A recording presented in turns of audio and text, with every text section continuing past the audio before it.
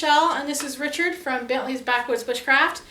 And this video, I know, I'm in the same clothes, but in all honesty, we don't change clothes all the time anymore because it means laundry and we don't do... And we're doing these consecutively, one right after the other. Yeah, and we're literally sitting in the same living room, just like turning spots, trying to find new places to do some of these videos. So anyway, will you go get me some water, please? Should I do it before we start? I'm sorry. You should. Keep going. This video is going to be primarily about things that we've learned, things that we thought we knew that we didn't know, and things that we left along the travels. So one of the things that I have learned is that I am not as claustrophobic as I thought I was. And you're not afraid of bridges anymore. We can't say not afraid of. We can say not as fearful of. You seem to have a good time over most of those we were over. I am adopting a seize the day type attitude about a lot of stuff now, right? Yes. And I'm really working hard on not going to panic mode. Hold on. Okay. Sorry. Still has a jacked up shoulder. The shoulder is still jacked up. The back of the van, we have figured out we brought too much stuff. Well, overall, we've got way too much stuff. And actually going to go out and reevaluate pretty much everything except for our clothing. I think the clothing is the only thing I'm still comfortable with. Yes, but it's getting positioned differently. That too. We're reorganizing where it is in the van. One thing I didn't like was how much weight we had on the back end, and I felt like it made the back of the van too low, and it was to me it was causing some issues. Like we would go out of certain driveways and it would drag the back, or just going down certain roads, I was afraid we weren't going to make it through some of the roads. So I want to make sure that we distribute things differently and more evenly so that not everything is on the back of the van the way it was. And we're not going to take as much. And we are eliminating a lot of stuff. We really thought we weren't taking a lot of stuff when we took off. And we were out for a solid month, and we've come back with this knowledge that we way overpacked. We way overpacked. We don't need nearly as much. Our clothing, my martial art gear, and I did put some of my martial art gear up. You did. He did. I did put some of it away. He did eliminate some of his gear that he brought with him initially. Some of the swords and the weaponry and stuff. So some of that stuff I did put away. We took all of our clothes was under the bed in the main compartment area, but now we've moved it to the back cubby. And it's going to be a lot more easy to get to because we did realize that getting to our clothing was difficult. And we needed into our clothing way more than we thought we would. Yes. And we didn't need into some of the kitchen stuff as much as we thought we would. No. Until we get to areas where we're going to actually physically camp, we don't need most of that stuff. We did dig out a pan and a small propane burner. Yeah, if you guys watched the video, you saw us cooking in the van. We cook in between the seats. In between us in the front seat. And it was perfectly fine. Some of you panicked. Please don't panic. Like, it was very controlled. The situation was very controlled. It was fine. Yeah. Very stable. And that's really all we need when we're out in a city environment. Even when we were set up in the camp, we still only used the cast iron skillet. Because we had campfire. That little pan, because we had the campfire. Yeah. And 2 plates and the silverware. And honestly, the only thing that I'm sure we're going to take that we didn't take before was that Dutch oven that I got off my dad. Yes, we did get a Dutch oven. We're going to take that. About that. But we are going to leave a whole lot more weight than what that Dutch oven's going to take. Yeah. All of the kitchen stuff and everything like that is going to move more towards the front. I want to eliminate a lot of the crap that we had in the totes that were up on top and on the back. Yeah. And she's told me to leave it alone, but I'm still going to attempt to get that wheelchair on the back. Yeah, I don't know if this even got mentioned. I think it got mentioned on a live, but I don't think we've mentioned it in any other videos. My wheelchair stayed in Kokomo. We traveled without my wheelchair. Now was it Fayetteville? That was our biggest day that I was really bummed we didn't have because you didn't go into the museum. Okay. And we didn't talk about the museum when we were talking. Well, I know, honey, but I didn't want that being a 30-minute long video. I literally just wanted to like skim over the trip part because we talk about that at every live. Yes. Anyway, when you're overweight, one thing that you battle is chafing. Like there's no nice way to say it. Friction. That by that day, we had been traveling for like 3 days, and you know, hygiene I maintain. I think I do pretty good, considering. But I had worn a pair of pants that weren't very nice to me, and I had some friction happen. And walking was absolutely torture. Like even just getting out of the van and going like to my door to get in the backside of the van, I was ready to cry. So I knew walking in that museum was not going to be possible. Well, I looked it up online and they said they had wheelchairs. I was stoked. I was all excited, right? I'm like, dude, go get me a wheelchair. Yeah, it's a wheelchair made for a freaking 12-year-old. It was pretty small. They were tiny, and there was no way I could. I tried. You did. I tried to get in it. There was just no way. Yeah. And so that day I didn't get to go into the museum. I think he's more upset over me not doing stuff than I am. I'm pushing myself, I think, pretty. I'm better than what I normally do to move more and walk more. Yeah. Some days are better than others. It really depends on how much I'm hurting that day. Just overall hurting. My body just entirely hurts all the time. So he wants to try to figure out how to take the wheelchair with us when we go. I keep saying no, it's just going to stay here. Well, we'll see. We're going to talk about that some more. So, our eating habits and sleeping habits have completely changed. Oh my god! Because it gets dark around 5 o'clock now, 6 o'clock at best. Late. So we go to bed. We're in bed by 6:30 or 7. 7 o'clock, and we get up before the sun gets up. Yeah. Our food intake is a lot less, and we're not eating hardly any fast foods. No. You guys saw the Whataburger thing. That was the first time we had fast food in. Well, all I can remember is we had the Whataburger breakfast, and we had a Whataburger lunch. And then we had burger, but that was coming back from Texas. That was not even while we were still traveling. Yeah. The Whataburger, like the burger part, not the breakfast burger, but the hamburger was on the way back to Kokomo from Texas. The thing is during the travels. We've cut out almost all fast food. Pam got us pizza that one because night. We can't afford it, really, for the most part. She took us out for Mexican that one night. And we've cut off sodas like almost completely. Water. We drink have water. Tea. You saw the Arizona tea, but that's.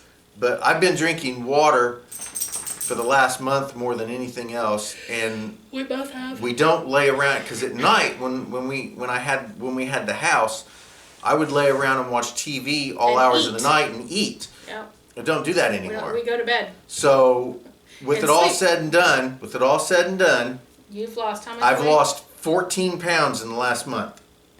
14 pounds. Now I'm not saying it's going to stay off this whole time we're here in Kokomo. We're trying though. We're putting effort into nuts. We're trying to stay to the way we eat. The sleeping issue is a little more difficult. Yeah. But it's fine. Yeah. But I've lost 14 pounds on this trip, and you've lost? I've lost 8. She's lost 8 pounds on this trip. I think I probably lost maybe a pound or 2 more than that, but the couple of days that we were back, we ate out a couple of times. We had pizza one time, and... I don't know. What else? We had something else I know we did. I don't know. Anyway, we've lost weight. Yeah. And we're eating less. Oh, McDonald's. And we're eating. When we were there. We are considerably eating better, I think. It's just, and I feel fantastic, honestly. Yeah. I'm super happy, and I've had several people on my channel tell me that I look better and that I've got a glow about me and I look much happier, and that this traveling life is really like where it seems like I need to be. It's working for you. It's working for me, so. Some days it works better for me than other days. This weather doesn't, like, it's cloudy and gloomy, and you can tell him, you can ask him, I don't do well in this weather. It kills me. When the weather is down and blah like that, she gets more blah. I'm down and blah. So we battle that. I battle that really hard. But Texas was really good. Texas was really good. South Carolina was good for the most part. Kentucky was the worst. Well, Kentucky just rained. I loved Kentucky. It was so cold. I loved so Kentucky. Rainy. The woods and there. I was just hurting so bad in general. Just curb. I would have to say that although I've had a fantastic time the whole time, I think the Kentucky woods was probably one of the highlights of the woods that I've traveled in. No. I'm like, no. But yeah, that's, that's basic. Some of the things that we're going to leave here. Let's talk about that because...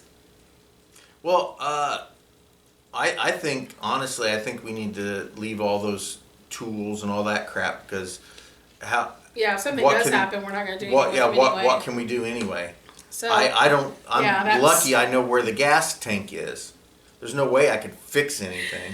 So, anybody that would be willing to help us probably has their own tools, so...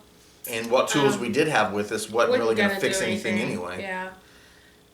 So those are staying here. That's probably 15, 20 pounds right there of garbage. Well, that's almost an entire tote that was up on top. Is it really? Yeah. Wowzers. So that's all staying. Our kitchen stuff, like we said, is getting cut in half. Yeah, the kitchen stuff we need to... My activity bag, I already left all my jewelry stuff. I didn't bring any of my jewelry making stuff. That stayed to begin with, just because it was really difficult to figure out how to fit it, but I was also like, where am I going to even do this at? Because when I do it, I have to spread out pretty...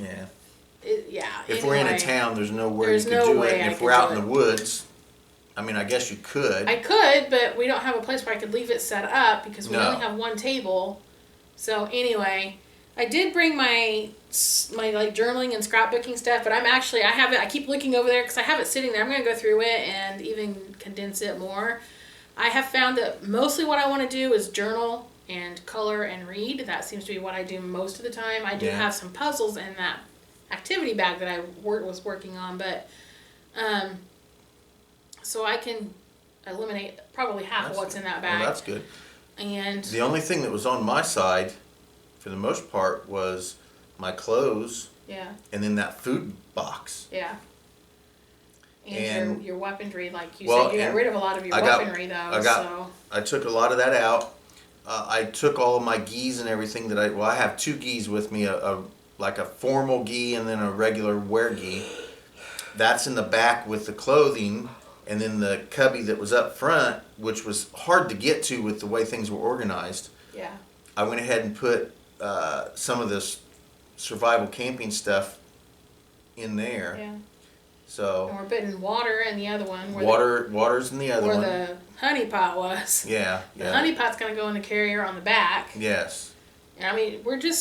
We've learned that we can totally just reorganize everything. I think that this last month that we spent out there showed us it was a fantastic learning curve for us. Yeah, fantastic. A lot of stuff that we can and can't do, or things that we should or shouldn't do. And when we head back out again, I think that we'll be lighter. I think we'll have less.